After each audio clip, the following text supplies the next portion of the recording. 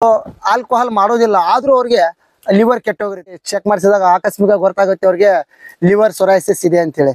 ಈಗೆಲ್ಲ ಬಹಳಷ್ಟು ಜನ ತಮ್ಮ ಯಕೃತ ತೊಂದರೆಯಿಂದ ಬಳಲ್ತಾ ಇದ್ದಾರೆ. ನಾವು ಇನ್ನೂವರೆಗೂ ನಾವು ಆಲ್ಕೋಹಾಲ್ ಅನ್ನು ಮುಟ್ಟೇ ಇಲ್ಲ ಸರ್, ಆದ್ರೂ ನಮ್ಮ ಲಿವರ್ ಕೆಟ್ಟೋಗಿದೆ. ಇಲ್ದೇನೆ ಯಾವತ್ತಿಗೂ ಊಟನೂ ಮಾಡಬಾರ್ದು, ನೀರನ್ನು ಕುಡಿಬಾರ್ದು. ನೀರಡಿಕೆ ಆದಾಗ ಮಾತ್ರ ನೀರು ಕುಡಿಬೇಕು. ಡೆಂಗ್ಯೂ, ಮಲೇರಿಯಾ ಅದೆಲ್ಲ ಬಂದಾಗ ನಾವು ಏನು ಹೆವಿ ಡೋಸ್ ಏನು ಮೆಡಿಸಿನ್ಸ್ ತಗೊಂಡಿರ್ತಲ್ಲ, ಆ ಕಾರಣದ ನಮ್ಮ ಲಿವರ್ ತಡೆದುಕೊಳ್ಳುವಷ್ಟು ಶಕ್ತಿ ಅದರಲ್ಲಿ ಇರೋದಿಲ್ಲ. ಜೈ ಆಯುರ್ವೇದ್, ಜೈ ಧನ್ವಂತರಿ ವೀಕ್ಷಕರೇ, ಬಾಬಾ ಹಕೀಂ ಕರ್ನಾಟಕ ಚಾನಲ್ಗೆ ನಿಮ್ಗೆ ಸ್ವಾಗತ. ಇವತ್ತಿನ ವಿಚಾರ ಏನಂದ್ರೆ, 100ರಲ್ಲಿ 60% ಜನರಿಗೆ ಲಿವರ್ ಸಮಸ್ಯೆಗಳು ಬರ್ತಾ ಇದಾವೆ. ಕೆಲವೊಬ್ರು ಆಲ್ಕೋಹಾಲ್ ಮಾಡೋದಿಲ್ಲ, ಆದ್ರೂ ಅವ್ರಿಗೆ ಲಿವರ್ ಕೆಟ್ಟೋಗಿರುತ್ತೆ. ಒಮ್ಮೆ ಹೋಗಿ ಚೆಕ್ ಮಾಡಿಸಿದಾಗ ಆಕಸ್ಮಿಕ ಗೊತ್ತಾಗುತ್ತೆ ಅವ್ರಿಗೆ ಲಿವರ್ ಸೊರೈಸಿಸ್ ಇದೆ ಅಂತೇಳಿ. ಈಗೆಲ್ಲ ಬಹಳಷ್ಟು ಜನ ತಮ್ಮ ಯಕೃತ ತೊಂದರೆಯಿಂದ ಬಳಲ್ತಾ ಇದ್ದಾರೆ. ಇದರಲ್ಲಿ ಈಗ ಮಾಡರ್ನ್ ಅಲೋಪೆಥಿಕ್ ಚಿಕಿತ್ಸೆ ಸಿದ್ಧಾಂತದ ಅನುಸಾರವಾಗಿ ಇದನ್ನು 2 ಪ್ರಕಾರವಾಗಿ ವಿಂಗಡಿಸ್ತಾರೆ: alcoholic liver problem, non alcoholic liver problem. So ಈಗ ನಾನು ಆಯುರ್ವೇದ ವೈದ್ಯಕೀಯ ಪದ್ಧತಿಯನ್ನು ಅನುಸರಿಸುವನು. ನನ್ನ ಆಯುರ್ವೇದ ಪದ್ಧತಿಯಿಂದಲೇ ನಿಮಗೆ ಇದನ್ನು ಹೇಗೆ ಗುಣಪಡಿಸುವುದು ಹಾಗೂ ಇದರ ಲಕ್ಷಣಗಳೇನು. ಮೊಟ್ಟ ಮೊದಲು ಆಚಾರ್ಯ ಚರಕ ತನ್ನ ಚರಕ ಸಂಹಿತೆಯಲ್ಲಿ ಉದರ ರೋಗಗಳ ಬಗ್ಗೆ ಸಂಕ್ಷಿಪ್ತವಾಗಿ ವಿವರಣೆ ಇಟ್ಟಿದ್ದಾನೆ. ಅದರಲ್ಲಿ 7 ಪ್ರಕಾರದ ಉದರ ರೋಗಗಳಿವೆ. ಉದರ ಅಂದರೆ ನಮ್ಮ ಹೊಟ್ಟೆ ರೋಗಗಳು. ಇದಕ್ಕೆ ಎಲ್ಲ ಉದರ ರೋಗಗಳಿಗೆ ಮೂಲ ಕಾರಣ ನಮ್ಮ ಅಗ್ನಿ ಇಂಬ್ಯಾಲೆನ್ಸ್ ಆಗೋದು. ಅಗ್ನಿ ಅಂದರೆ ಏನು? ನಮ್ಮ ಶರೀರದಲ್ಲಿ ಅಗ್ನಿಗಳಿರ್ತವೆ. ಅಂದ್ರೆ ಜಠರಾಗ್ನಿ. ಆಚಾರ್ಯ ಸುಶ್ರುತನು 13 ಪ್ರಕಾರದ ಅಗ್ನಿಗಳು ಹೇಳಿದ್ದಾನೆ. ಬಟ್ ಚರಕ ಮಹರ್ಷಿ 4 ಅಗ್ನಿಗಳನ್ನು ಹೇಳಿದ್ದಾನೆ: ಸಮ ಅಗ್ನಿ, ತೀಕ್ಷ್ಣ ಅಗ್ನಿ, ವಿಷಮಾಗ್ನಿ, ಮಂದಾಗ್ನಿ. ಸೊ ನಮ್ಮ ಉದರ ರೋಗಗಳಿಗೆ ಮೂಲ ಕಾರಣನೇ ಮಂದಾಗ್ನಿ. ಇದಕ್ಕೊಂದು ಶ್ಲೋಕವಿದೆ: ಶಾಂತೋ ಅಗ್ನಿ ಮೃತಯತೆ. ನಮ್ಮ ಶರೀರದಲ್ಲಿ ಅಗ್ನಿ ಯಾವಾಗ ನಮಗೆ ಮಂದಾಗುತ್ತೆ ಆವಾಗ ಮನುಷ್ಯನ ಮೃತ್ಯು ಬಂತಂತ ಅರ್ಥ. ಈಗ ಸರ್ ನಾವು ಇನ್ನೂವರೆಗೂ ನಾವು ಆಲ್ಕೋಹಾಲ್ ಅನ್ನು ಮುಟ್ಟೇ ಇಲ್ಲ ಸರ್, ಆದ್ರೂ ನಮ್ಮ ಲಿವರ್ ಕೆಟ್ಟೋಗಿದೆ, ನಾವೆಲ್ಲ ಮಾಡಿಸಿ ಡಾಕ್ಟರ್ ಕಡೆ ಹೋದಾಗ ಚೆಕ್ ಮಾಡಿದಾಗೆಲ್ಲ ನಮಗೆಲ್ಲ ಗೊತ್ತಾಯ್ತು ನಮ್ಮ ಲಿವರ್ ಕೆಟ್ಟೋಗಿದೆ. ಇದಕ್ಕೆ ಕಾರಣ ಏನಪ್ಪ ಅಂದ್ರೆ, ನಿಮ್ಮ ಲೈಫ್ ಸ್ಟೈಲಲ್ಲಿ ನೀವು ಅನುಸರಿಸುವಂಥ ಊಟದ ಪದ್ಧತಿಗಳು ಇವು ನಿಮ್ಮ ಲಿವರನ್ನು ಹಾಳು ಮಾಡುವ ಕೆಲಸ ಮಾಡುತ್ತೆ. ಹೇಗಪ್ಪ? ಒಂದು ಉದಾಹರಣೆ. ಈಗ ನಿಮಗೆ ಹೊಟ್ಟೆ ಹಸಿವಿಲ್ಲ, ಆದರೂ ಅದನ್ನು ಫೋರ್ಸೇಬಲ್ ಆಗಿ ತಿಂತೀರಿ. ಸೊ ಅಲ್ಲಿ ಜಠರ ವೀಕ್ ಇರೋ ಕಾರಣಕ್ಕೆ ಅದನ್ನು ಡೈಜೆಸ್ಟ್ ಮಾಡೋದಿಲ್ಲ, ಅದು ಅನ್ನ ಹಂಗೆ ಬ್ಯಾಲೆನ್ಸ್ ಇರುತ್ತೆ.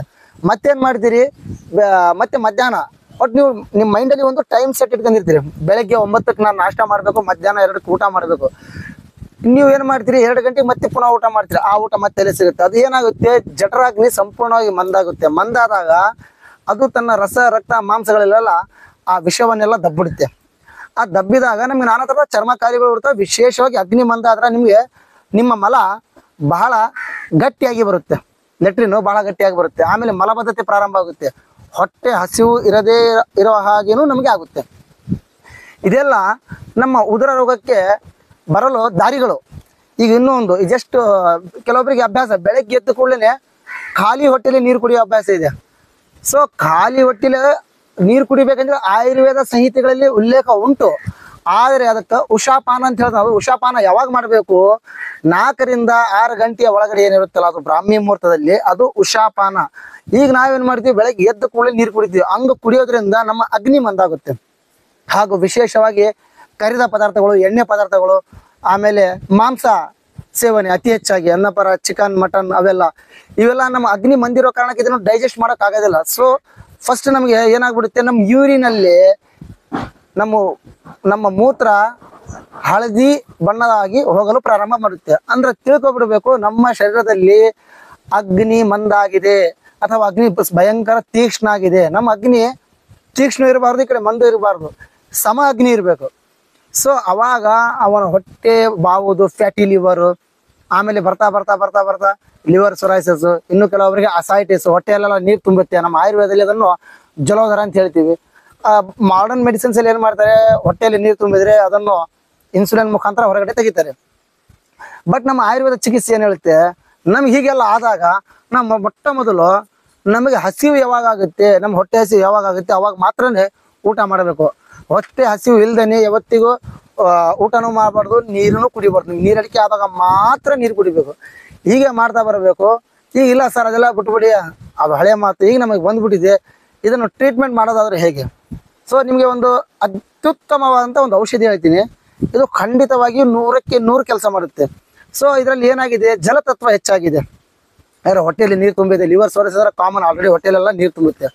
ಸೊ ಜಲತತ್ವವನ್ನು ಕಡಿಮೆ ಮಾಡುವಂಥ ವನೌಷಧಿಗಳನ್ನು ಬಳಸಬೇಕು. ಅದರಲ್ಲಿ ಮೊಟ್ಟ ಮೊದಲು ಬರೋದು ನಿಮಗೆ ಕಾಲಮೇಘ, ನಮ್ಮ ಕಡೆಯಲ್ಲೆಲ್ಲ ನಾವು ನೆಲಬೇವು ಅಂತ ಹೇಳ್ತೀವಿ.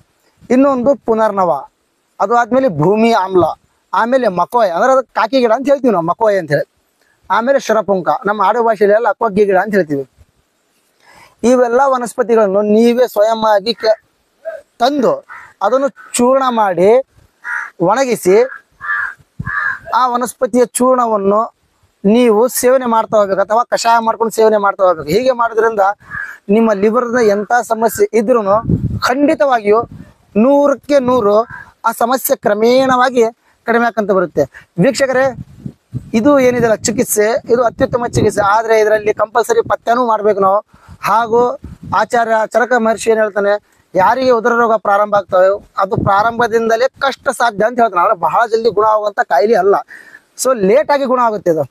ಆದರೆ ಇದನ್ನು ನೀವು ಮಾಡ್ತಾ ಹೋದರೆ ನೀವು ಸಂಪೂರ್ಣ ಗುಣ ಆಗ್ತೀರ. ಹಾಗೂ ಇನ್ನು ಕೆಲವೊಬ್ಬರಿಗೆ ಅತಿ ಹೆಚ್ಚು ಮೆಡಿಸಿನ್ಸ್ ಅಂದ್ರೆ ನನಗೆ ಡೆಂಗ್ಯೂ, ಮಲೇರಿಯಾ ಅದೆಲ್ಲ ಬಂದಾಗ ನಾವು ಏನು ಹೆವಿ ಡೋಸ್ ಏನು ಮೆಡಿಸಿನ್ಸ್ ತೊಗೊಂಡಿರ್ತಲ್ಲ, ಆ ಕಾರಣದಿಂದ ನಮ್ಮ ಲಿವರ್ ತಡೆದುಕೊಳ್ಳೋಷ್ಟು ಶಕ್ತಿ ಅದರಲ್ಲಿ ಇರೋದಿಲ್ಲ.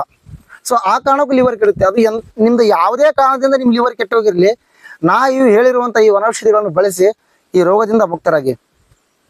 ವೀಕ್ಷಕರೇ, ಈ ಮಾಹಿತಿ ನಿಮ್ಗೆ ಹೇಗೆ ಅನಿಸ್ತದೆ ನನಗೆ ಕಾಮೆಂಟ್ ಮೂಲಕ ತಿಳಿಸಿ. ಹಾಗೂ ನಿಮಗೆ ಇನ್ನೂ ಯಾವ ರೋಗದ ಬಗ್ಗೆ ವಿಡಿಯೋ ಮಾಡಬೇಕು ಅದರ ಬಗ್ಗೆ ನಮಗೆ ಕಾಮೆಂಟ್ ಮೂಲಕ ತಿಳಿಸಿದರೆ ನಾವು ಅದ್ರ ಬಗ್ಗೆ ವಿಡಿಯೋ ಮಾಡಲು ಪ್ರಯತ್ನ ಮಾಡಿದ್ವಿ. ಹಾಗೂ ಲೈಕ್ ಮಾಡಿದ್ರೆ ನಮಗೆ ನಿಮ್ಮ ಕಡೆಯಿಂದ ಪ್ರೇರಣೆ ಸಿಕ್ಕಂಗಾಗುತ್ತೆ. ಈ ನನ್ನ ಮಾಹಿತಿ ನಿಮ್ಗೆ ಹೇಗೆ ಅನಿಸ್ತದೆ ನನಗೆ ಕಾಮೆಂಟ್ ಮೂಲಕ ತಿಳಿಸಿ.